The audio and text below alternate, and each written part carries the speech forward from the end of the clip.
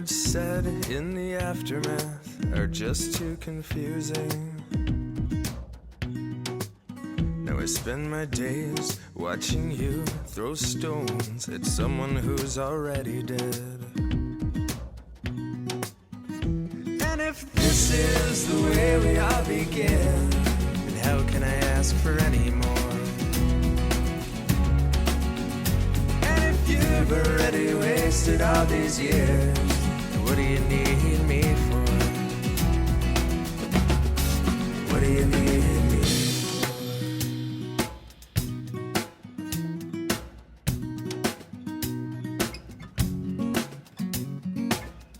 for? Words said in the aftermath have a way of turning things around. And this one was busy getting glory from breaking the bad news. I feel insane, and you don't seem to care at all. Well, the only one forgiven is the one who is faking. This is the way we all begin, so how can I ask for any more? Hello, faithful viewers. The moment I hoped to avoid, but always secretly knew I couldn't, has arrived. As much as I wanted to maintain the release schedule of an episode every week, the reality is setting in.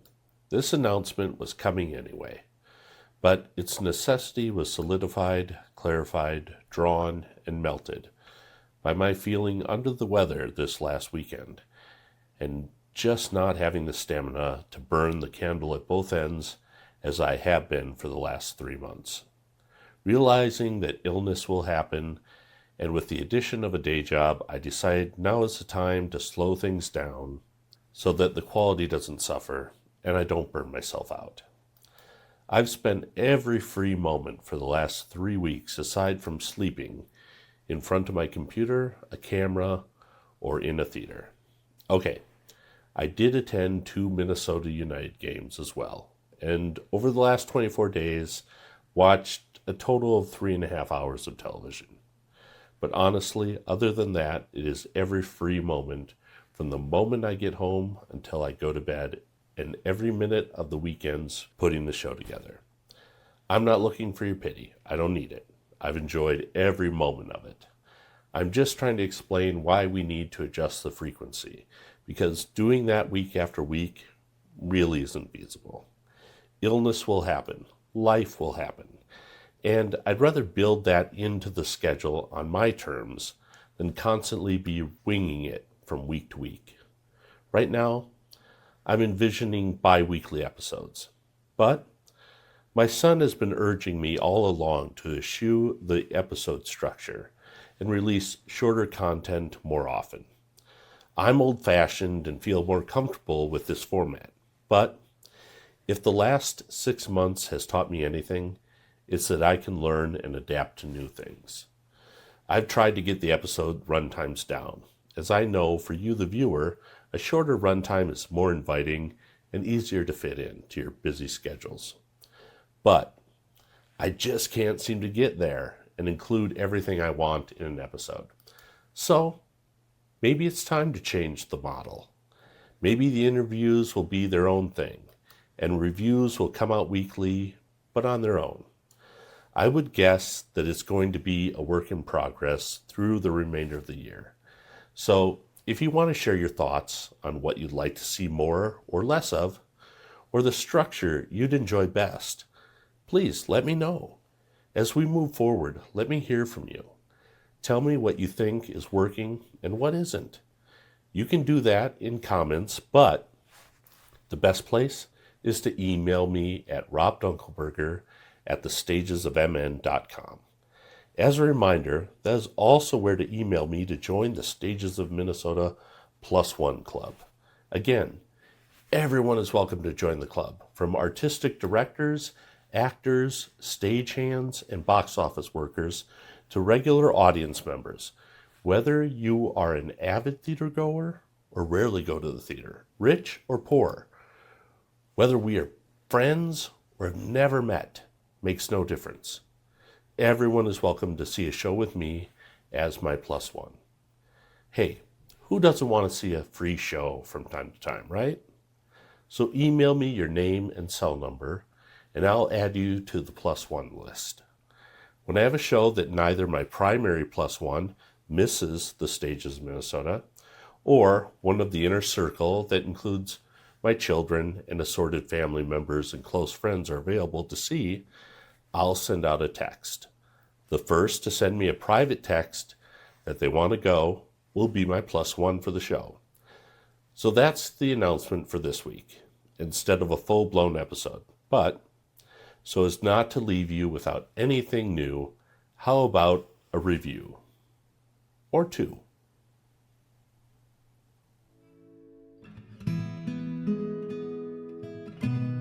Whether it moves me to cheers or tears, puts me to sleep,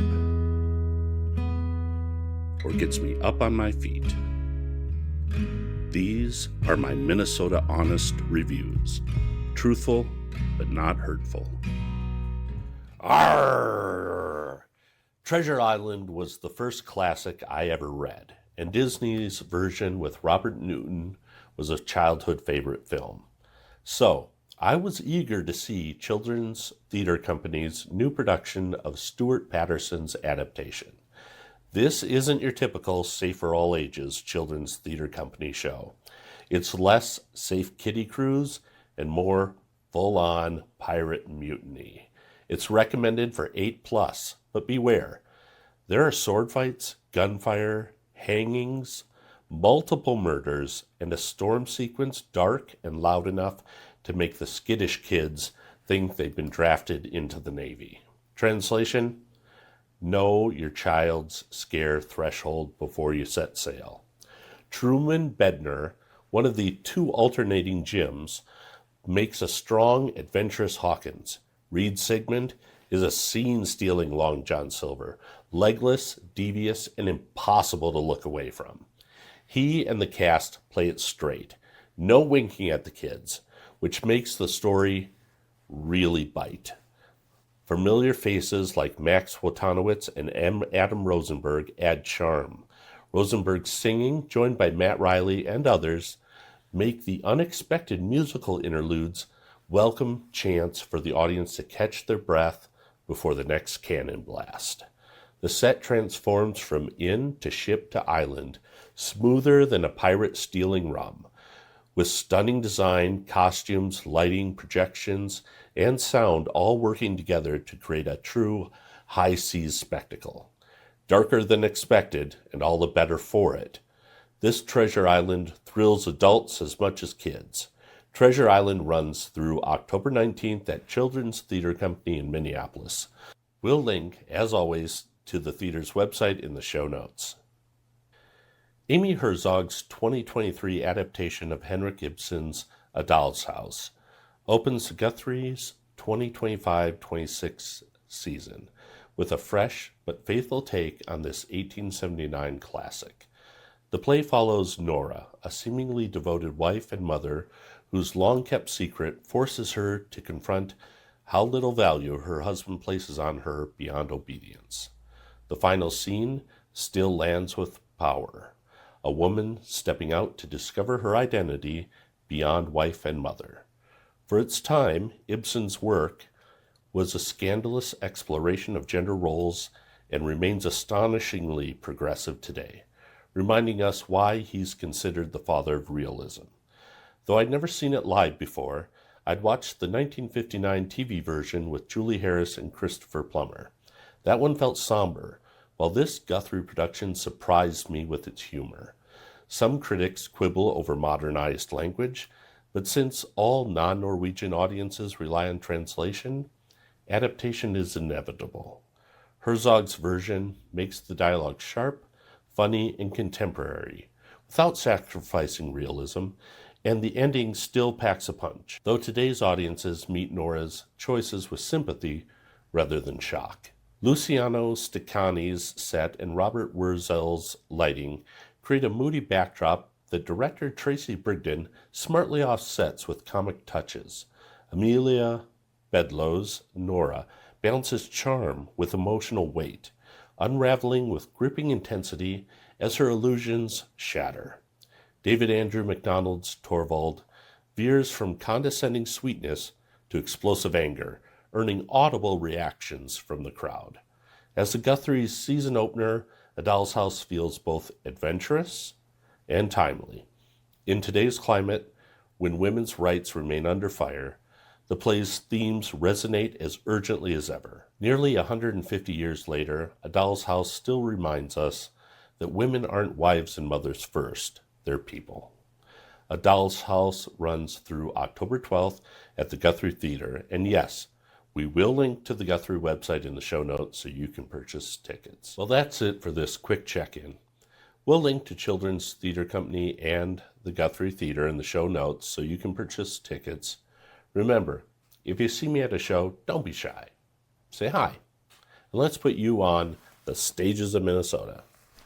Please share the show with your friends and family, co-workers, hair and makeup, and landscapers.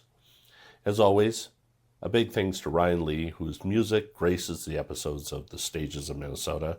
You can download his albums at ryanlee.bandcamp.com. Until next time, as Carol Jackson cheered as she rounded the bases, go see a show! 'Cause it's all over but the shouting. Every soul needs light. My mind's been wasting away in the afternoon shade, out of sight. And I am not the pure and perfect one, but my branches are still bent toward the sun.